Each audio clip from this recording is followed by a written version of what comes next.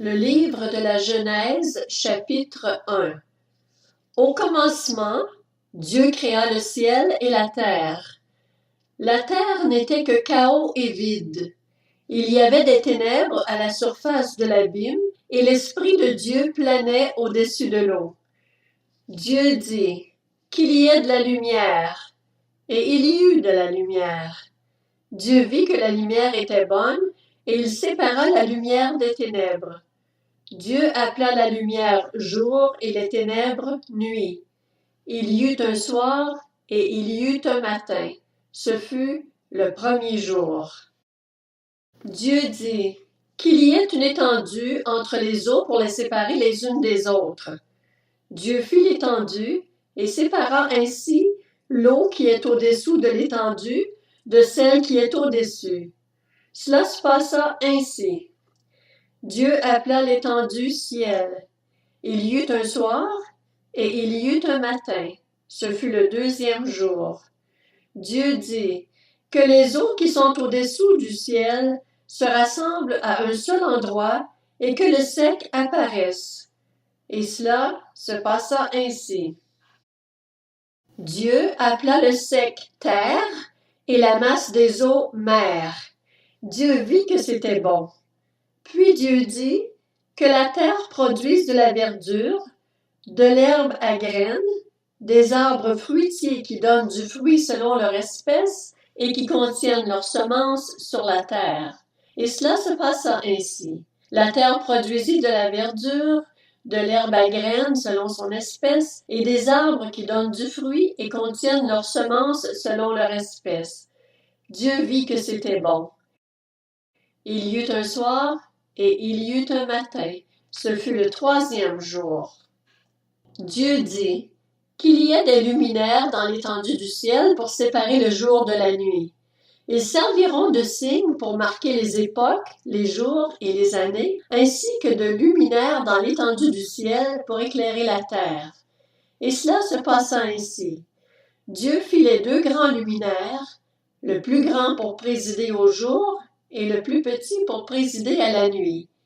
Il fit aussi les étoiles.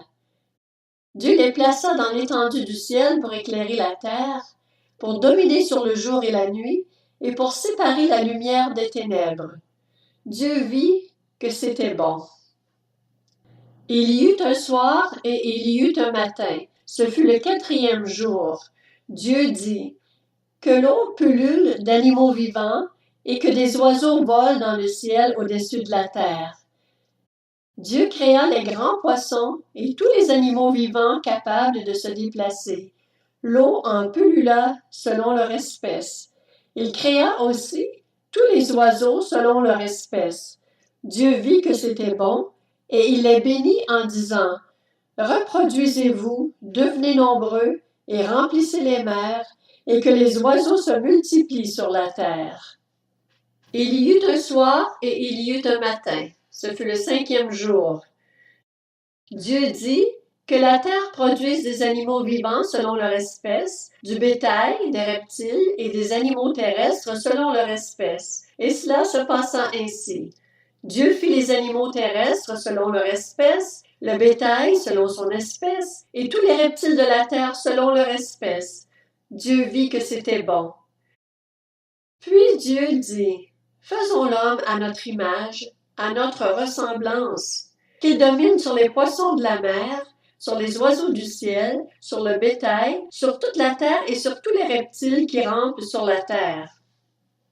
Dieu créa l'homme à son image, il le créa à l'image de Dieu. Il créa l'homme et la femme. Dieu les bénit et leur dit, « Reproduisez-vous, devenez nombreux, remplissez la terre et soumettez-la. Dominez sur les poissons de la mer, sur les oiseaux du ciel et sur tout animal qui se déplace sur la terre. » Dieu dit aussi, « Je vous donne toute herbe à graines sur toute la surface de la terre, ainsi que tout arbre portant des fruits avec pépins ou noyaux. Ce sera votre nourriture. À tout animal de la terre, à tout oiseau du ciel et à tout ce qui se déplace sur la terre, à ce qui est animé de vie, je donne toute herbe verte pour nourriture. Et cela se passa ainsi. Dieu regarda tout ce qu'il avait fait, et il constata que c'était très bon. Il y eut un soir, et il y eut un matin. Ce fut le 6e jour.